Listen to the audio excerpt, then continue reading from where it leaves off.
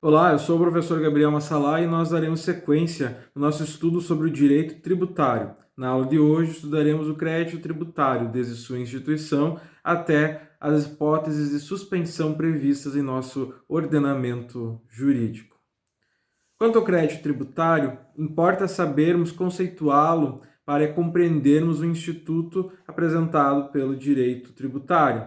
Então, o crédito tributário, segundo Fabretti, é o direito do Estado de exigir o tributo, ou melhor, de exigir o objeto da obrigação tributária principal do sujeito passivo. Então, nós vamos pensar que o crédito tributário é a formalização daquela obrigação jurídica que surge a partir da concretização do fato gerador. Lembrando que a nossa legislação estabelece hipóteses de incidência de tributos para impostos, taxas, contribuições de melhoria, empréstimos compulsórios e contribuições especiais. Nesse sentido, quando essas hipóteses legais que são criadas pela nossa legislação a partir da orientação constitucional que apresenta as competências para a criação, cobrança, majoração, administração dos tributos, né? A partir deste momento, nós estamos, então, dentro de uma relação jurídico-tributária, que nós já analisamos. A relação jurídico-tributária, então, ela parte de uma previsão legal e se aperfeiçoa a partir das hipóteses em que nós encontramos concretização na vida real do contribuinte ou do responsável tributário. A partir disso, então, é preciso ocorrer um processo administrativo, um procedimento que vá garantir ao Estado, e aqui Estado no sentido amplo, então entendendo União, Estados-membros, municípios e Distrito Federal, quanto à cobrança, à fiscalização daquelas instituições tributárias dadas pela legislação. O crédito tributário, ele se presume líquido e certo. Ou seja, ele pode ser exigido pela administração pública. Ele não está sujeito a dúvidas. Ele já tem certeza quanto ao valor, quanto à ocorrência. Ele é líquido porque não há mais o que variar, não há mais o que deduzir. É aquele valor que nós estamos falando, aquela hipótese, aquele tributo, seja um imposto, uma taxa, uma contribuição, não importa. Se concretizou e nós agora estamos dentro do crédito tributário, possibilitando, então, essa cobrança. E o que faz com que essa hipótese de incidência, que se concretizou a partir do fato gerador, ganhe o status de crédito tributário?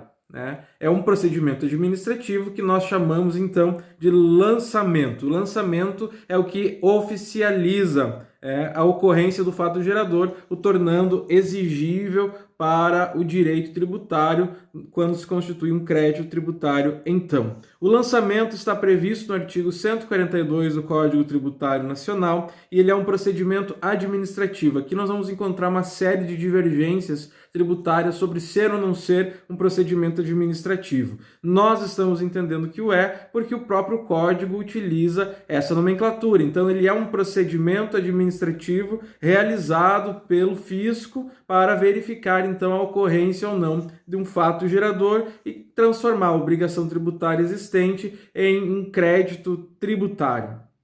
Esse procedimento administrativo, ele é um procedimento híbrido, porque ele tem natureza declaratória, porque ele certifica a ocorrência do fato gerador, ele demonstra que o fato gerador de fato ocorreu e que nós não estamos, então, falando de uma hipótese alheia da legislação, nós não estamos falando de uma hipótese diferente do que o legislador disse, nós não estamos falando de uma situação em que há um abuso de poder, mas nós estamos falando da concretização do fato gerador na vida de um contribuinte determinado. E também uma natureza constitutiva, porque ele permite individualizar o crédito tributário. Então vai permitir dizer que para o Gabriel, que é proprietário de um bem imóvel urbano, ocorreu o fato gerador do IPTU no dia 1º de janeiro de 2020 e que por isso ele precisa pagar X reais a título de IPTU ao município onde está localizado o bem imóvel. Além disso, os efeitos do lançamento são pretéritos, porque eles retroagem ao dia da ocorrência do fato gerador. É um evento futuro ao fato gerador, mas que retroage a data da ocorrência do fato gerador, porque ele vai certificar, confirmar e individualizar o fato gerador. Vamos entender essa individualização exatamente no caso do IPTU, em que todos os imóveis da área urbana do município estão sujeitos à incidência do IPTU, mas que o fisco precisa calcular de um em um quanto será o valor do IPTU para cada caso, seguindo a legislação. Isso é uma individualização que é feita a partir então do lançamento que certifica o fato gerador. Então, são funções do lançamento: certificar a ocorrência do fato gerador, identificar a matéria, né? Quanto à certificação do fato gerador, é se ocorreu ou não ocorreu, né? Se nós estamos falando de uma hipótese real ou não da incidência tributária. Identificar a matéria é: ocorreu o fato gerador de quê? É o imposto, se é o imposto é o IPTU, é o ISS, é o ICMS, é o ITCMD, o que vai incidir aqui? É uma taxa? É uma taxa de polícia? É uma taxa de serviço? O que nós estamos cobrando aqui? Uma contribuição de melhoria? Houve uma obra pública? O que nós estamos fazendo? Também identifica o valor que deve ser pago pelo contribuinte. Então, o contribuinte vai saber, pelo cálculo entre a base de cálculo e as alíquotas, quanto ele deverá pagar pela ocorrência do fato gerador. Também vai identificar quem é o sujeito passivo da relação. O contribuinte, o responsável tributário, é verificado exatamente no momento do lançamento.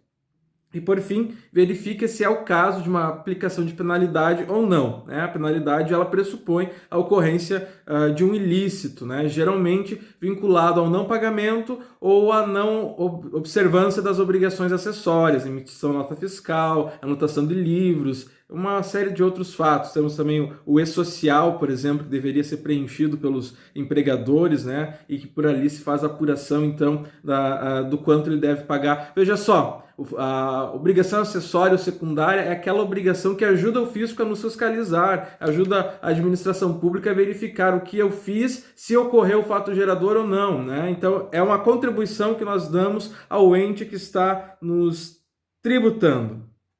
E veja só, se ocorrer situação em que o tributo tenha que ser calculado levando em consideração moeda estrangeira, é o caso do artigo 143 do Código Tributário Nacional, nós estamos falando do câmbio da moeda e nós utilizaremos, então, a taxa de câmbio correspondente ao dia da ocorrência do fato gerador, e não do dia do lançamento, que é um momento futuro, então, que ocorre depois da ocorrência do fato gerador.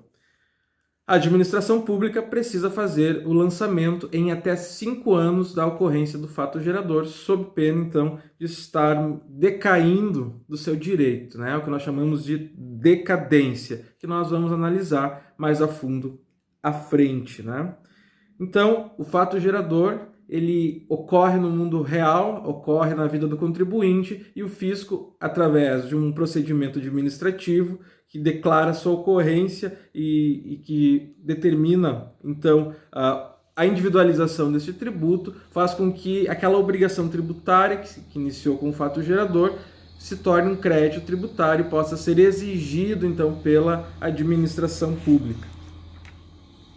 Nós temos modalidades de lançamento, nós temos 3 modalidades e uma quarta que é aceita por alguns doutrinadores e rejeitada por outros, O lançamento pode se dar dentro de algumas modalidades, Então nós temos 3 modalidades que são aceitas por todos os doutrinadores e uma que é aceita por alguns e refutada por outros. Nós estamos falando então do lançamento direto, do lançamento por declaração, do lançamento por homologação, que é aceita pela grande maioria dos doutrinadores, e também o lançamento por arbitramento, que é aceita por alguns e rejeitada por outros. O lançamento direto pode ser chamado também de lançamento de ofício ou ex ofício.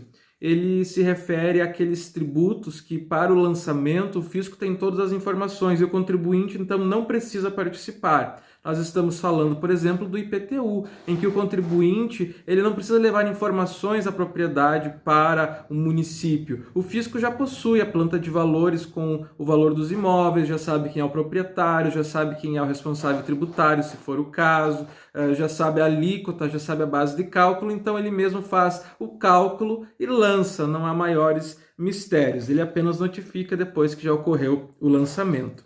Nós temos também o lançamento por declaração ou misto, que se dá quando o fisco precisa da participação do contribuinte e que o contribuinte apenas fornece informações para o fisco. É o caso do ISS, por exemplo, em que nós não temos como, nós digo fisco, não há como verificar exatamente quanto aquele contribuinte comercializou ou prestou de serviço, se não ocorrer a colaboração dele fornecendo então notas fiscais, fornecendo então solicitações de pedido, ocorrências, enfim, as informações que ele fornece são essenciais para a verificação da ocorrência do fato gerador e também para quantificar o tributo dentro do processo de individualização.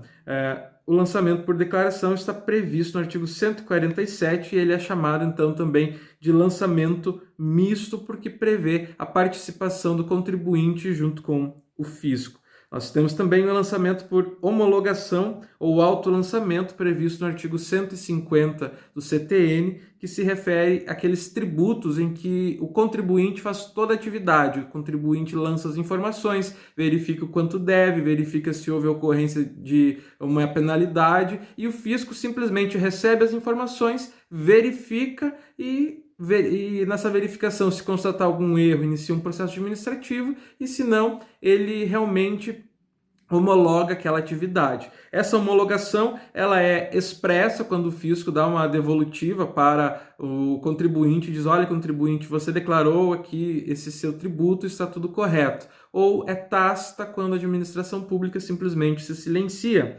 O caso clássico de um tributo por homologação é o imposto de renda, em que o contribuinte entra no sistema da Receita Federal, preenche todas as informações, junta todos os documentos que julga pertinente, faz o cálculo do quanto deve e, além disso, efetua o pagamento antes da homologação do fisco, ou seja, o contribuinte faz todos os processos sozinho, apenas utilizando, então, o sistema da Receita Federal. É uma modalidade também bem rotineira e que pode ser utilizada. Além disso, nós temos o arbitramento, né? Esse arbitramento é aquele que eu falei que alguns doutrinadores aceitam, outros não aceitam. Ele está previsto no artigo 148 do CTN. Por que alguns não aceitam ele? Porque ele surge em hipóteses especiais, essencialmente quando o contribuinte faz uma declaração, ou traz informações para um lançamento por declaração, ou ele faz um autolançamento, um lançamento por homologação, então,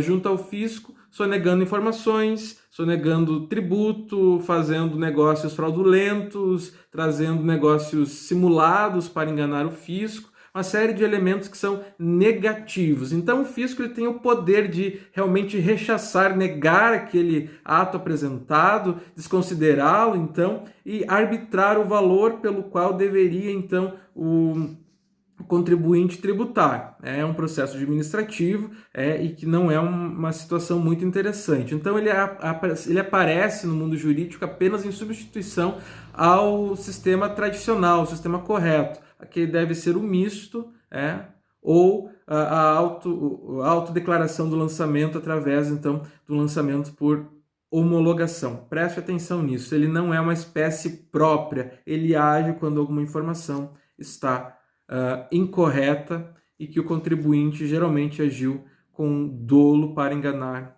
o fisco. Depois disso, nós temos no artigo 145 a previsão de revisão do lançamento. A revisão de lançamento ela é uma correção que pode ser feita pelo fisco até a constituição definitiva do crédito, que se dá com a notificação do contribuinte. Então, o contribuinte ele recebe uma notificação, por exemplo, de IPTU, dizendo que está lançado IPTU. Até essa notificação chegar ao fisco, chegar ao contribuinte, o fisco pode corrigir esse lançamento efetuado. Nós temos também a possibilidade de revisão do lançamento tributário previsto no artigo 145 do CTN.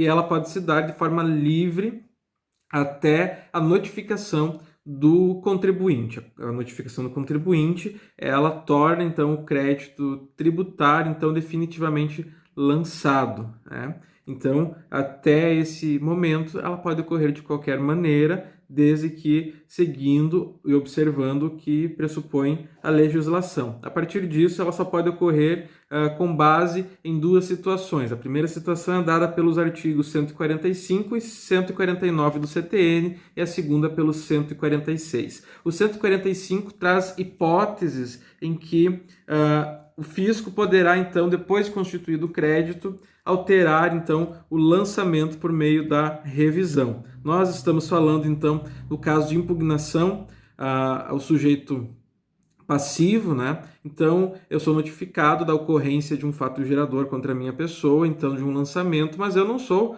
o devedor. O devedor é o meu vizinho, então eu vou lá, vou fazer uma impugnação e vou dizer, olha, eu não sou efetivamente o devedor é o fulano, né? Eu estou informando o fisco através de um documento, através de um instrumento escrito, e o fisco pode realizar, então, a correção a partir disso. Eu tenho também a possibilidade de um recurso de ofício, que é quando a própria administração ela não está satisfeita com a decisão tomada por algum de seus órgãos e apresenta um recurso para que outro órgão, então, analise, né? Os recursos administrativos ou judiciais nos falam, então, da impossibilidade, então, de aceitação da decisão, ou seja, a parte que se prejudica não quer aceitar a decisão que foi tomada, então apresenta um recurso para que outras pessoas tomem decisões. Nós temos a hipótese também da autotutela, que é uma iniciativa de ofício, quando a própria administração, então, ela reconhece algum equívoco e ela parte, então, para correção. Que estão previstos, então, lá no artigo 145. Importante observar que o inciso 4º do artigo 145 prevê a lavratura de um auto de infração. Então, é um documento próprio produzido pelo fiscal tributário ou inspetor tributário diante de uma infração que tenha ocorrido, só que não é necessariamente, então, uma hipótese em que nós estamos falando de uma revisão, e sim uma nova constatação quanto à ocorrência de uma obrigação tributária. Nós estamos falando, então, do artigo 149, que vai apresentar hipóteses para essa ocorrência. Ele tem 9 incisos, né, e nós podemos resumi-lo dessa forma. Quando há incorreção em relação a lançamento de ofício, né, então pode ocorrer, então, a correção por parte da administração pública. Quando ocorre dolo, fraude ou simulação para beneficiar o contribuinte ou outra pessoa dentro do sistema tributário. Então, nós estamos falando que diante do dolo, da fraude ou da simulação, o fisco pode rever o lançamento e refazê-lo. Nós estamos falando da hipótese de omissão ou inexatidão do lançamento, então não se tem como saber necessariamente como que o que nós vamos tributar, o quanto nós vamos tributar, mas mesmo assim há o preenchimento, então, do formulário de lançamento e pode ocorrer, então, omissão ou inexatidão nos dados apresentados. Também, diante de erro de fato, de alguma situação que tenha acontecido, que na época do lançamento não era conhecida, mas que depois se torna, vem ao conhecimento da administração pública, se torna um fato público, então, e é possível fazer a revisão do lançamento nesse caso. E também temos as faltas funcionais que podem ser provocadas pelos servidores da administração pública, porque também estão sujeitos a erros, né? E diante dessas faltas que eventualmente ocorram, a administração pública pode rever. Importante aqui que aquele servidor que comete um erro dentro da sua atividade profissional, ele está sujeito ao processo administrativo e as consequências dele provenientes, se for julgado, então, como responsável por aquele fato. O artigo 146, ele traz, então, outras possibilidades com relação à revisão. O artigo 146 do CTN diz assim: a modificação introduzida de ofício ou em consequência de decisão administrativa, então a própria administração pública reconhece através de uma ação própria ou através de uma solicitação ou de uma decisão judicial, nos critérios jurídicos adotados pela autoridade administrativa no exercício do lançamento, somente pode ser efetivada em relação a um mesmo sujeito passivo, quanto a fato gerador ocorrido posteriormente à sua introdução. Então aqui nós estamos falando que as novas decisões, que os novos entendimentos, que as interpretações que vão se dar, elas vão afetar os acontecimentos futuros, e só vai ocorrer, então, para o sujeito passivo, quando o fato gerador ocorrer de uma forma futura, nunca vai ocorrer, então, para situações pretéritas, né? Essa é uma outra hipótese de revisão, que é por nova interpretação, mas que ela vai se dar, então, a partir da ocorrência de novos fatos geradores. Além disso, nós temos as fases do nosso crédito tributário. O nosso crédito tributário, ele tem duas fases. A fase que é a oficiosa, prevista no artigo 141 a 145 do CTN, que é a fase de constituição, então, do crédito, que é o momento em que se verifica o sujeito ativo, o sujeito passivo, em que há notificação para o sujeito passivo, e o sujeito passivo ele pode se conformar com aquela situação, como ele pode também iniciar, através de um recurso, de uma impugnação, ele pode iniciar um processo administrativo, né? E com esse processo administrativo pode haver a revisão do ato, pode haver a correção, pode haver uma série de situações a partir disso. Também temos a fase contenciosa, que é um processo, né? Um processo que pode ser administrativo, dentro da esfera administrativa, dentro da própria poder público, do município, do estado, em que se juntam documentos, em que se analisa, enfim, uma série de situações, ou judicial, que aí já foge, então, à alçada da administração pública enquanto ente capaz de julgamento e depende única e exclusivamente do julgamento do poder judiciário. Depois de constituído o crédito tributário, ele objetiva, então, que o fisco possa realizar a cobrança daquele débito oriundo da obrigação tributária.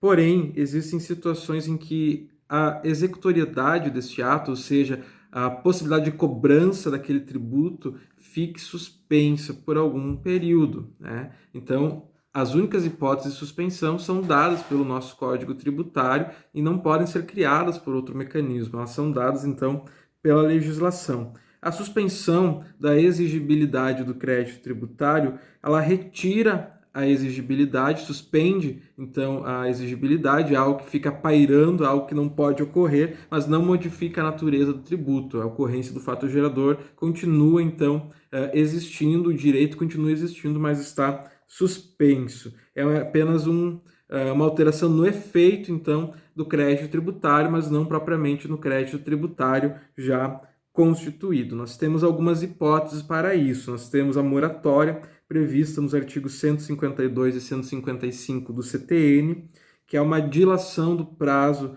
de pagamento para trazer, então, uma proteção econômica ou social. Nesse momento de pandemia que nós vivemos, existe, então, moratórias sendo outorgadas aos nossos contribuintes, né, para que eles se protejam economicamente, porque nós vamos viver um momento de crise, muitas pessoas já estão com problemas nos seus trabalhos, muitos que são autônomos, enfim, já estão vivendo situações mais difíceis, então há uma dilação, um aumento do prazo. Esse aumento pode se dar para o pagamento apenas ao final ou através de um parcelamento com pagamento, então, mensal, bimestral, trimestral, dependendo, então, de como isso vai acontecer.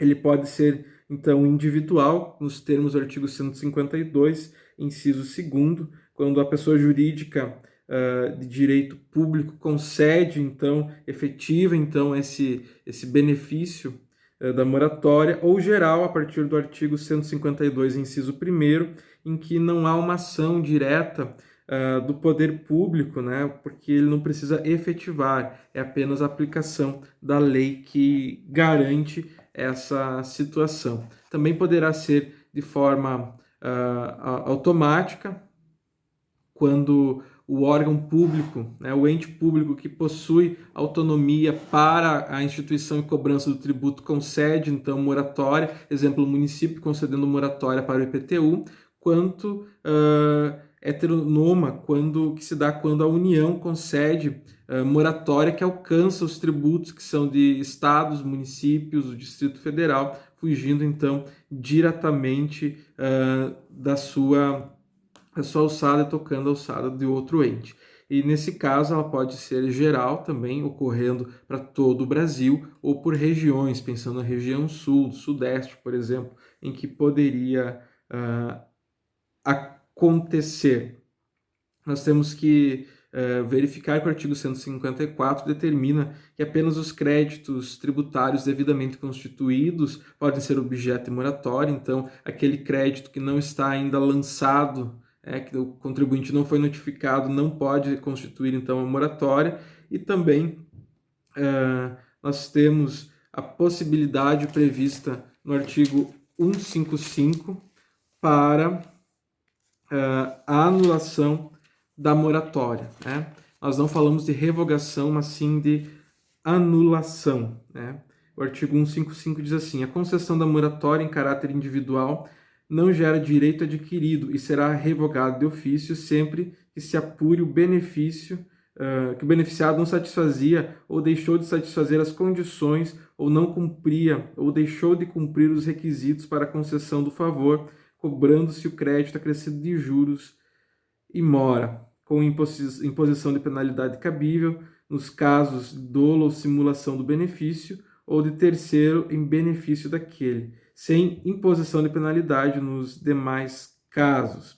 Veja só, aqui a legislação ela fala efetivamente, então, de revogação, mas o caso doutrinariamente adequado é a anulação, pelo menos do ponto de vista de alguns dos autores. A moratória, então, ela, em tese, ela não tem ocorrência de juros, de correção monetária durante a sua existência, né? Porque ela está guardando aquele contribuinte, mas o contribuinte precisa cumprir os requisitos que a lei vai determinar. Cada moratória vai trazer uma lei própria, só que muitas vezes isso não acontece e o contribuinte acaba, então, agindo de forma a enganar o fisco ou perde aquelas qualificações que possuía no momento da concessão da moratória, e agora ele precisa, então, ter essa moratória anulada. Nesse caso, então, sempre que ele não cumprir os requisitos ou ele deixar de cumprir os requisitos, ele estará sujeito ao pagamento do juro e da atualização monetária, conforme for o caso e nos termos da legislação aplicável. Nos outros casos, quando está tudo lícito, tudo legal, não há nenhuma fraude, não há nenhum interesse de enganar o fisco, não há necessidade ou não há ocorrência, então, de juros e de correção monetária.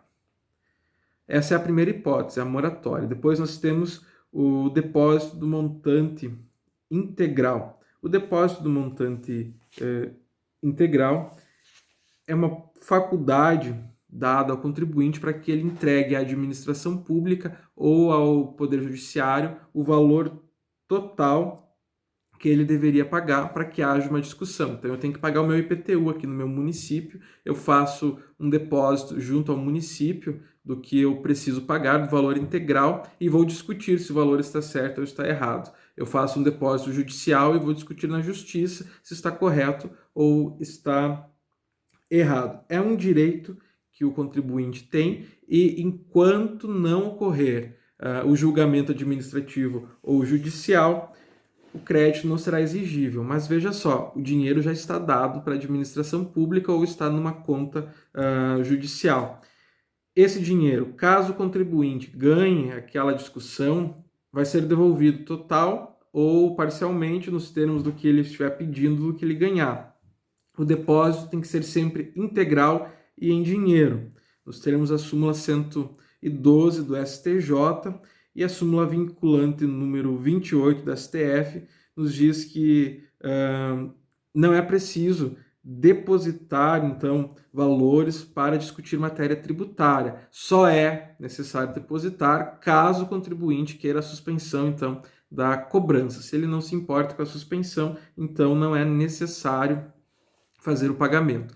Veja que isso é muito importante para aqueles contribuintes que precisam das certidões de dívida ativa. Uma empresa que vai licitar, por exemplo, que precisa apresentar todas as suas certidões em dia e negativar, e sem nenhuma inscrição, sem nenhuma penalidade ali inscrito, sem nenhum débito inscrito, necessariamente tem que fazer esse caminho para poder ganhar, então, aquilo que necessita. Nós temos a possibilidade também das reclamações dos recursos administrativos previstos no artigo 151, inciso 3º do CTN, e que aqui nós estamos impugnando o ato da cobrança, seja uma forma de defesa daquele ato administrativo de lançamento da notificação, eu estou contestando aquilo, ou eu estou já recorrendo daquela situação, e que isso está amparado pela nossa Constituição Federal a partir dos princípios do contraditório, da ampla defesa, a partir do direito de peticionar o poder público diante de ilegalidades ou de abuso de poder, e que tem previsão também nas súmulas 21, na súmula vinculante 21 e na súmula 373 do STJ, que garantem que não há necessidade de garantir o juiz ou de garantir a administração pública para realizar a discussão judicial ou administrativa em matéria tributária, apenas se eu quero, então, que não haja a minha inscrição em dívida ativa ou uma série de outros acontecimentos que poderiam se dar. Preste atenção que a ação judicial ela pode ser proposta para discutir matéria tributária que já está sendo discutida dentro de um processo administrativo. Mas quando há o protocolo da ação judicial, a matéria administrativa morre, não há mais nenhum julgamento, nem vai surtir mais efeito. Outra situação importante é que existem, então, pedidos que são feitos para a compensação tributária. Então, eu tenho algo para receber da administração pública e eu tenho que pagar também o meu tributo. Eu vou pedir para juntar essas contas, o que eu tenho a receber e o que eu tenho a pagar, através de um processo de compensação. Enquanto não for julgado esse processo de compensação, o tributo que eu quero compensar estará suspenso a sua exigibilidade por força da reclamação que eu dei causa dentro daquele requerimento, então, de compensação. Geralmente esses processos não demoram muito, mas vai ficar suspenso o crédito até efetivamente realizar, então, esse procedimento cabível. Nós temos também a possibilidade da concessão de uma liminar dentro de um mandado de segurança. O mandado de segurança é um remédio constitucional dado para o cidadão, para aquele contribuinte, em face de abuso de poder, desvio de finalidade por autoridades administrativas de qualquer esfera, também as autoridades tributárias, e que precisa, então, ocorrer quando o contribuinte tem um direito líquido e certo, ou seja, ele tem certeza daquele direito, aquele direito não precisa de prova, porque o mandado de segurança não permite a produção probatória, simplesmente as provas têm que ser documentais, o direito tem que estar evidenciado e não há mais o que se discutir em relação àquilo, o judiciário simplesmente vai declarar aquele direito. O mandado de segurança ele tem base constitucional, na Constituição, então nós encontramos no artigo 5º a sua previsão e tem uma lei própria, que é a Lei 12.016 de 2009, que é a Lei do Mandado de Segurança. A liminar pode ser concedida com base no artigo 7º, inciso 3º desta Lei do Mandado de Segurança, desde que demonstrado o fonus boniuri, que é a fumaça, então, do bom direito, que é a demonstração de que existe um direito por parte do contribuinte, e também do periculum in mora, que é o risco, um risco sério ou grave, um perigo na demora, porque o contribuinte poderia esperar até o final daquele processo, mas o processo se arrasta por 1, 2 anos, nós temos um problema no judiciário, que não é o judiciário, mas sim o excesso de processos, inclusive de processos que nós poderíamos resolver através de mediação, de conciliação, através de meios alternativos à resolução de conflitos, mas que acabam indo para o judiciário. Nós vamos encontrar aí, se você fizer uma pesquisa, situações de irmãos, por exemplo, que brigam no Poder Judiciário por um casaco que alguém comprou e que eles discutem a propriedade, ou que um teria se apropriado sendo do outro. Coisas que nós resolveríamos em casa, coisas que nós resolveríamos longe do Poder Judiciário. Mas isso chega para o Poder Judiciário, é um direito de todo cidadão peticionar o Poder Judiciário, é uma obrigação do Poder Judiciário apreciar a causa apresentada dentro do juízo cabível e dar uma decisão, quem está certo, quem está errado, quem precisa se adequar, quem pode ou quem não pode fazer alguma coisa. Então o judiciário ele precisa responder. Só que essas causas vão trancando outras causas. Também temos outras situações em que precisa a produção de uma prova, precisa juntar um documento, às vezes o documento é difícil, às vezes nós temos situações excepcionais, como por exemplo na época da pandemia, nós ficamos um bom período com todos os processos, por ordem do Conselho Nacional de Justiça, com todos os processos com prazos suspensos, sem saber quando retornaria efetivamente. Agora retornam os prazos, então, que são de processos eletrônicos. É uma situação muito excepcional, muito própria para essa fase. Então, isso vai atrasando o processo. E aquele que ingressa com uma ação quer a resposta o mais rápido possível daquilo que está efetivamente acontecendo. Então, para que o contribuinte, aqui no caso, não tenha que esperar até o final do processo para ter uma decisão que pode levar 1, 2, 3 anos. Antigamente, nós víamos muitos processos que demoravam até 10 anos para ter uma resposta. Se criou a figura da liminar ou da antecipação de tutela para aqueles casos em que o contribuinte, que é aquela pessoa que está solicitando ao Poder Judiciário uma resposta, precisa de uma resposta imediata. Então nós vamos ter com que o juízo ele antecipe os efeitos da decisão. E ele só vai fazer isso no mandado de segurança mediante a demonstração do direito, é o que nós chamamos em latim de fomus boniuri, e através da demonstração do periculum in mora, que é, então, a demonstração de que o contribuinte corre um severo, um grave risco diante, então, da não demonstração ou da não atividade do judiciário naquele momento.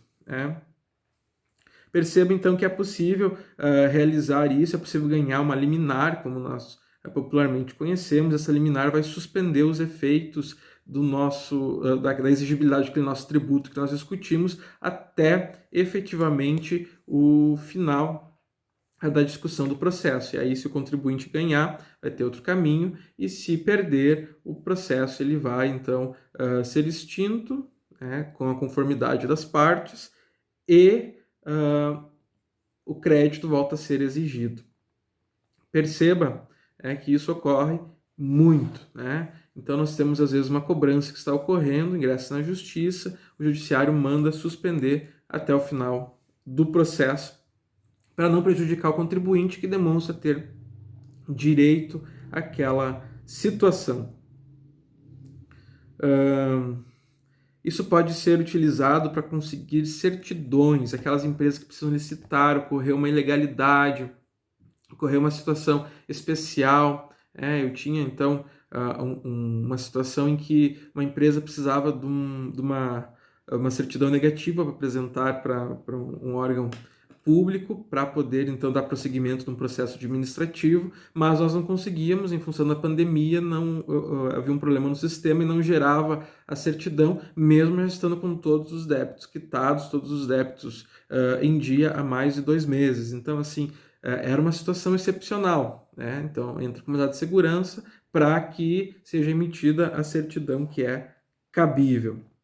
Segundo a súmula 323 do STF, nós podemos utilizar também esse mecanismo dado de segurança para a devolução de bens apreendidos pelo não pagamento dos tributos. Então, eu estou carregando bens pelos quais eu não tributei, eu posso reaver esse bem através, então, do mandado de segurança, inclusive pedindo uma medida liminar. Aí vai depender muito do que eu tenho para demonstrar, se eu tenho ou não tenho direito, ou se eu tenho um risco ou não tenho um risco.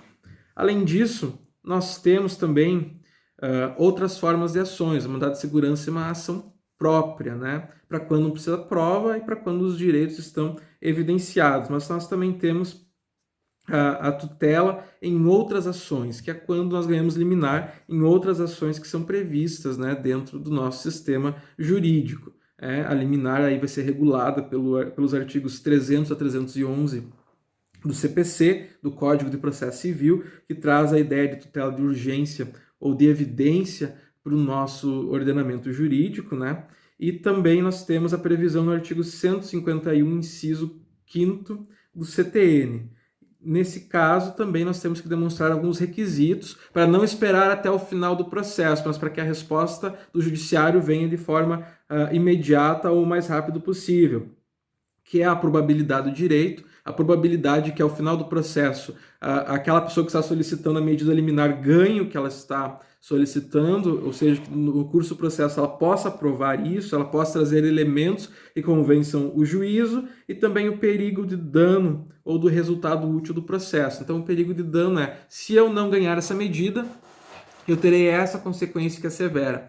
Se eu não ganhar essa medida, ao final do processo não vai mais ter efeito ter a medida, porque o mundo fora do direito, o mundo real, ele realmente vai ter mudado e eu vou ter ficado de fora, eu vou ter um prejuízo inestimável. Então, nesses casos, o juízo pode conceder uma liminar também até o final do processo, haverá suspensão, então, do crédito tributário. Aqui nós podemos, ao longo do processo, realizar a produção de provas, diferente do que ocorre lá quando nós estamos falando do mandado de segurança, que não há nenhuma produção de provas, que devem ser, então, anexadas junto com a primeira petição, a petição inicial, para que haja a concessão, então, da medida. Além disso, nós temos uma última hipótese, que é a hipótese de parcelamento dada pelo artigo 151, inciso 6º do CTN. Ele é muito parecido com a moratória. No entanto, a moratória leva em consideração a proteção econômica do contribuinte e também leva em consideração o fato de não haver, quando a moratória for legal, for lícita e as condições estiverem adimplidas pelo contribuinte, de não haver, então, juros e correção. No entanto, no parcelamento não é assim. O parcelamento ele é concedido única e exclusivamente para facilitar o pagamento pelo contribuinte e evitar com isso a sonegação, evitar então a inadimplência e a propositura de ações. É muito comum nessa época de IPTU, então, os municípios apresentarem parcelamentos, né, para que se paguem 2, 3 vezes. Não é uma moratória, porque não está visando proteger o contribuinte, mas está apenas garantindo que ele pague de uma forma mais branda, né? Nesse caso, então, há incidência dos encargos legais, ou seja, vai haver juro, vai haver multa, se for o caso, ele vai ter que pagar, o contribuinte não vai poder fugir disso. Precisa de uma lei própria para sua concessão, assim como a moratória também precisa, o parcelamento também precisa de uma lei própria que determine. Muitos municípios fazem o parcelamento aí dentro do mandato do administrador, do prefeito, da prefeita, ele faz o parcelamento daquele período. Então, se eu for lá no primeiro ano do mandato, vou ter parcelas até o final do mandato, desde que respeitada a parcela mínima, o valor mínimo. Os municípios colocam como R$50, já vi municípios colocar como R$30 a parcela mínima. Tem que analisar local a local e a possibilidade disso. Outra situação importante é o contribuinte não pode forçar o parcelamento, né? Ele poderia, digamos assim, numa hipótese, não ter o valor total para o pagamento e, para não incidir em juros, multas, enfim, propor uma ação no judiciário para pagar mensalmente, anualmente, um valor que ele julga poder pagar. Só que o fisco não pode fazer isso, não pode aceitar isso, e nem os juízes não vai dar deferimento para esse pedido, não vai conceder esse pedido de parcelamento porque é irregular. Nesse caso, nessa situação, então, sempre que ocorrer um parcelamento, vai ocorrer por força de uma lei anterior que determine as suas regras, determine a forma como vai acontecer, e não por força de um acordo feito entre o poder público e o contribuinte na esfera do poder judiciário. Isso não ocorre, não é possível forçar, então, o fisco a receber de forma diferente do que ele propôs dentro da sua estratégia. Lembrando que o dinheiro público, e quando nós pagamos nossos tributos, eles passam a integrar o patrimônio público, entra para os cofres públicos, todo o dinheiro público é gasto conforme o planejamento feito e apresentado pelas leis orçamentárias, então não há como fugir dessa estratégia. Quero agradecer a sua companhia e nós continuamos estudando direito tributário.